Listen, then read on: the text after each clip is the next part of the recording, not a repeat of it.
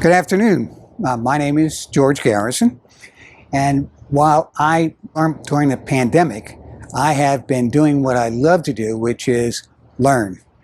So I have, over the last 4 or 5 months, I've studied the following things. I've studied the French Revolution, the 30 decisive battles of world history, the 30 greatest orchestral works, how to listen to and understand opera, the body, languages in the mind, and a couple of short books, one on Harry Truman and one on Biltmore.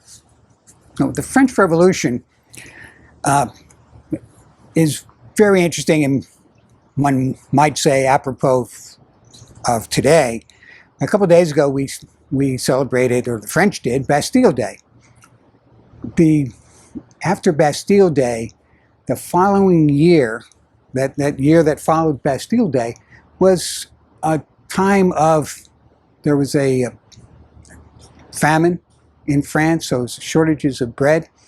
So in the cities and in the countryside, there were mobs that were out there trying to steal what they could so they could eat, or steal what they could so they could buy things to eat.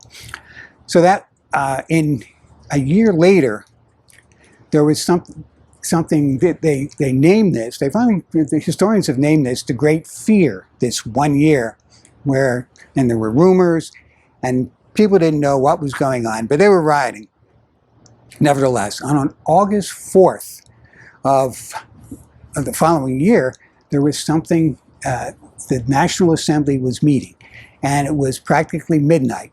And at midnight, one of the monarchists, the National Assembly was about 40% monarchists, and the rest were merchants and peasants. But the 40%, one of the monarchists got up and he did a mea culpa, saying how they had mistreated the peasants all this time and they were going to change. It was going to be different in the future. And it was followed by 53 other monarchists got up and did a mea culpa. And then, which reminds me of what Santana said, which is that if you don't study history, you're doomed to repeat it. Now, he didn't mean exactly, but if you don't study it, you may be doomed to repeat it. I read a couple of things for fun, or these are actually audiobooks. One was the 30 Great Orchestral Works. And what I took out of there were two things. One, the importance of invention, and also the importance of the historical setting of even orchestral works. So, for example, on the invention side, the piano was originally a plucked instrument. So the strings were plucked, and it was a very light instrument. So when Mozart wrote his concertos, they were for a light piano. So you can hear that even when it's played today. Wow.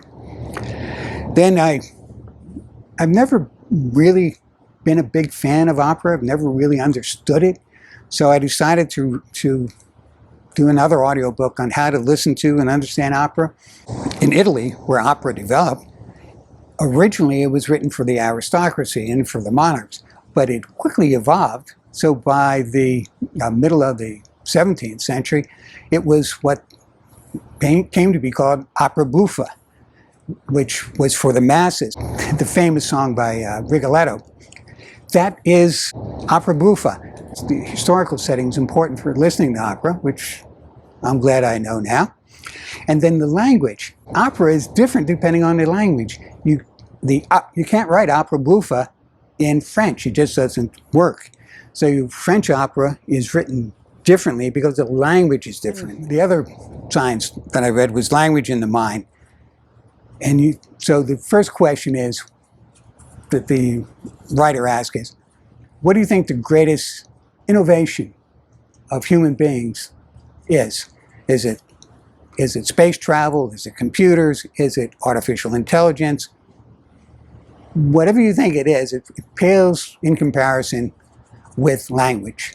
Language is the greatest single innovation. And if you think about all those things I just mentioned, that are possibilities, they're all dependent upon language in order to communicate the knowledge and in order to build on the knowledge that went before. So thank you. I hope I didn't talk too long or too fast or bore you.